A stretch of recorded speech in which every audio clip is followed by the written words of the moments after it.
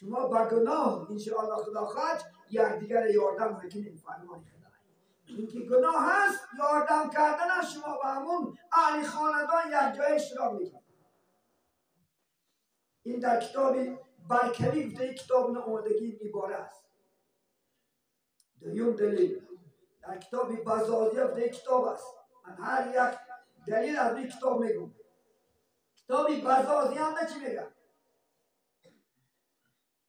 روزه که در کدام خاندانی که میت میشود در اون روز دویم روز، سیم روز، هفتم روز طعام تیار کردن مکروه. کتاب بزازی هم نمیگه یعنی در اونجا یکم روز، دویم روز، سیم روز می، هفتم روز می طعام تیار کردن چی بوده است؟ مکروه. مکروه دیگه چیزی بد.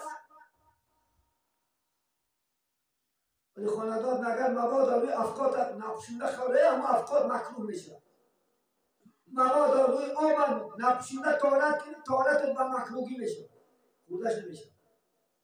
اگر جان نباشه در ذریعه استفادهش میبره. ایلا استفادهش بوده نمیشه. مکروه همین چیزی. سیوم دلیل در کتاب زینلین گفتی کتاب است. کتاب های فتوا است. نه همه دنیا این کتاب ها را خدا خطن میگیرد. همه دنیا نه این خدا خط ما و شما. کدام شخصی که میگه میمورد در یک خاندان در دام 3 روز طعام تیار کرده دادن ممکن نیست. کتابی خلاصه بودگی فتوا است. کتابی همین خلاصه فتوا نه تا 3 روز در اونجا طعام دادن درست نیست. اجازت نیست. زیلین چی میگه؟ برای میت 3 روز ارزا داشتن ضرر ندارد. ارزا 3 روز است. 3 روز در همون خاندان میتونه شما شیرین. کسانی که میاد انشاءالله شما در تعزیه بیان کند. تعزیه چی است؟ فقط خدا صبر دید. و بندگی نگوییم بندگی گفته چیز نیست. بندگی نه خدا صبر دید. طاقت دید. خداوند همین برادرش کار کند رحمت کند جاش جنت کند. بندگی نه ما خدا نخواسته این بندگی ما چی میشیم بنده خدا میشیم. بنده بودگی کلی خدا هستیم. الله سبحانه و تعالی فرمانش برای اجرا کردن ما بنده ایم. ما هر روز خدا خواهد باید لب بگویم. فرمان الله مثل فرمانه امروز شاهان لب میگویم. نمیگویم لب میگویم. الله سبحانه و تعالی فرمانش دائم لب بگو. چی میفرماد چی امر میکنه شما را چی من میکند لب بگوته بلکه با جان و دل چکا کنین اجرا کنین انشاءالله. 3 روز تعزیه از خلاص بعدی 3 روز تمام. بعدی 3 روز باید همه از پی زندگی شود. اونجا تو 20 روز ششتر، اونجا 40 روز ششتر، اونجا سال ششتر. این دروغ است این همش. چی بوده بشین در اینجا؟ حالی که خدا خواهد حال خودت تیار کرد. بابوی کس نشو خدا خواهد من دعا میکنه خدا من مغفرت. نه در زندگی کردگی خدا خواهد. خانه قبرت در زندگی ساختگی. خانه قبرت اول ریمونش خودت کن. میدونی اول ریمونتی خانه خدا چی است؟ 5 وقت نماز است. 5 وقت نماز خون اول ریمونتی خانه قبرت بشود. شاعری عرب میگه یا من بدون یا اشتغل خود غره طول العمل اولم یزل فی غفلتین حتی دنا منه الاجل الموت یأتی بغتة والقبر صندوق الامل اصبر على احوالها لا موت الا بالاجل. میگه شخصی با دنیا مشغول شده فقط دنیا تو پول گفته کفاش میده شخص. یا من بی دنیا اشتغل خود غره طول العمل البته تو آرزوهای دراز فریبت کرد. باشی خاله گفتی بچه اخلاق زن تیم گفتی دختر مشاهر تیم گفتی خونه 6 اتاج سازم گفتی روح طول العمل این آرزوهای دراز را فریب کرد. اولا یزل فی غفلتین حتی دنا منه الاجل. تو همیشه در غفلت بودی که ناگه اجل اومد از پیش و پست اومد. وقتی که خدا فرمانش جان گرفتن شما که می شود از جانب الله شما را نمی پرسد تو نماز خون دادی بچه زن می دادگی بود دختر شوهر می دادگی بود قاسم می ساختگی بود در کدام حالت بودی فرق ندارد. وقتی که فرمان شد جوان هستی 20 ساله هستی 30 ساله هستی 40 ساله هستی 50 ساله هستی می فرق ندارد. فرمان که شد حضرت عزرائیل فرشته درگاه مکرم فرمان اجرا میکنه. اگر آج اجل من مدا شد خدا خواهد گرفتنش میگیرد. استعیذ بالله خدا قرآن نمیگد وقتی که میگد اجل شما بیاید ولا یستقدمون ساعتا ولا یستأخرون 1 ساعت پیشم کنه میشه 1 ساعت عقیبم کنه میشه. آره نشه تو میگه همیشه در غفلت بودی میگه ناگاه میگه مرگ اومد.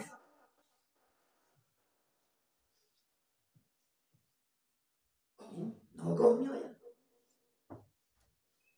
القبر صندوق العمل. قبر میگه صندوق عملهای شما است.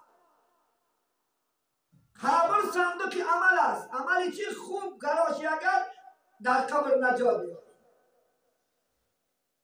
القبر روضة من رياض الجنة او الحفرة من الحفرة النيران. پیغمبر بزرگ محمد صلی الله علیه و در قبر یا که باغ‌های است از باغ‌های جنت یا که چقری است از چقری‌های دوزخ. دو حالت دارد. عبادت کراشی خدا را شناختاشی ترسیداشی گناه نکراشی گو که قبر باغ میشه.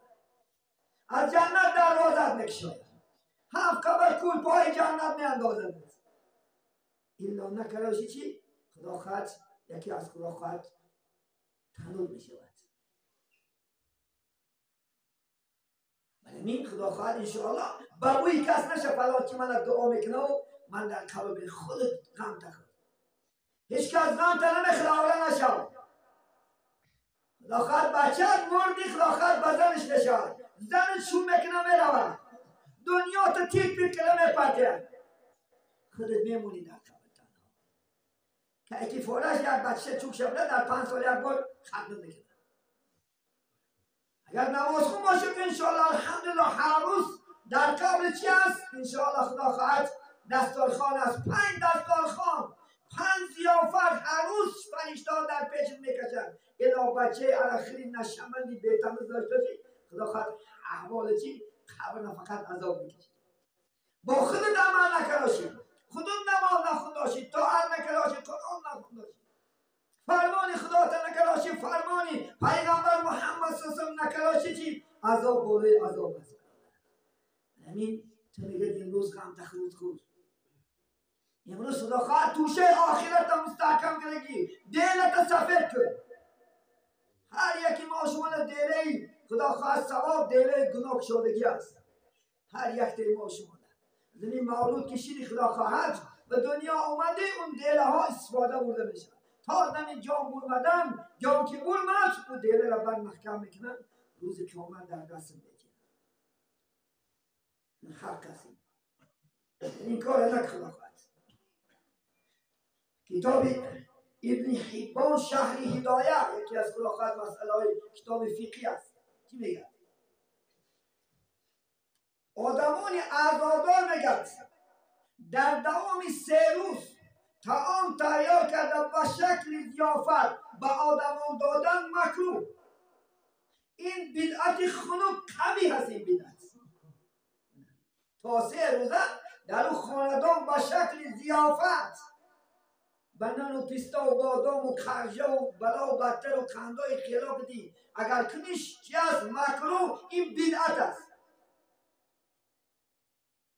باید توی باشد، تعزیه باشد. واسه تعزیه از توی نگذرد. در تعزیه خلاقت بچه ها کلا کنی سفید کتی مگذرونیش. میگی در تعزیه چی؟ همه انواع چیزای قیمت بها. در کار باشد خلاقت سیام که کم شد. انشاءالله خلاقت بدین موضوع پرستن خلاقت یه روز خانه تعزیه رفتن تلفن گفته در اینترنت رو میپرد. همه چیزی افت میشن نه که در توی افت نمیشن. یک شعار بدبختی در بالای قوم و جمعیت ما که او برون نداره. من دنیا برم خدای من ناراضی شود، پیغمبر من رو گردونم، خدا به من در کار نیست فرمانش، سنت پیغمبر به من در کار نیست، لیکن او برون نداره. نمیگه چیزی که کدام خیره که یاد نبرارید، کدام خیره که میکنید برای مردم باشد و یا الله قبول نمیکند. اگر برای ریا باشد خودنشانتی باشد هم الله قبولش نمیکند. وای برای سوره ماعون میخونی همه تو، اینا همه مردم بدونن. 30 پاره سوره ماعونه. آیتی زیرین دارد اعوذ بالله من الشیطان الرجیم فویل للمصلین الذین هم عن صلاتهم ساهون الذین هم یراءون و یمنعون الماعون. 3 کس خدا در اینجا وعید دوزخ بار بگذاشت. وای گفتگی در جهنم وادی است که دیگر طبقه های دوزخ از همین موضع از الله پناه میطلبیدن که کاری که خداوند همینجا با نداریم در دوزخ استادن. دوزخ نه الله در یک وادی است، جای است برای 3 گروه. یکمش کسانی که میگه دیده و دونسته نماز قضا میکنه. وای بر حالت میدونه فرض الهی، میدونه که نماز فرض است، در گردنش قرض است، نماز قضا که نمیخوند. پیشین میشود فقط کاشگانه میکنن، کچکه کارم بای کارم توی گذارم فلان کنم پستان کنم نماز قضا میکنن. وای بر حالت. دویم گروه آدم ها، این شرش بسیار از من وقت مخلوط کم است. دویم گروه آدم هایی که کسانی که ریا میکنن، خودنشانتی میکنن، بدونن که آتش ناف میدید در اتوی بعد خداخد مرده آتش نه گوسفند کش بنان آورد، پیستا آورد، بادام آورد، خرده آورد، سمبوسه آورد. ریا و شرک کن. ریا شرک است. خدا این کار کرد برابر است. شرک میدونی چه شرک؟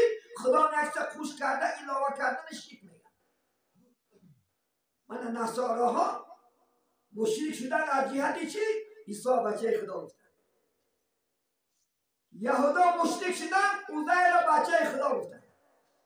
ما مگر خیلی ریا در قلب تعریف کردن مردم باشد شرک.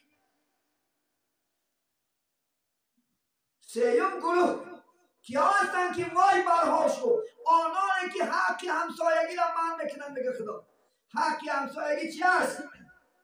آیت گفتگی اسلام در چیز است. آیت وقتی چه استفاده بودن اشیای خواجگی بیل از تبر از خلاقت همسایت بشه تاورت تگوه داشتاشی نگوی جا دوزخی. وای بر حالت. یا همسایت عرت تگوه یا پلم تگوه یا همسایت خلاقت انشاءالله علابم تگوه آبم تگوه و ها کذا چیزای اشیای خواجگی را اگر من کنیم بر حالت وای. 3 گروه آدمان در یک تبعید شیعی کسی که ریا میکنه خودنشانتی میکنه انشاءالله. بنابراین هر کاری که میکنیم باید برای الله باشه، گپی مردم نباشد. قدر امکان خلاقت 2 تا نان نزول نسید 2 تا نان پرتا خروب بقص خداوند اجر نمیگیرد. خیر تا بقص تا آدم قدر خیر کنن اجر نمیگیرد. خودش من تاجر بیچاره. من خودش قرض داره در قرض گوتیده برفته گه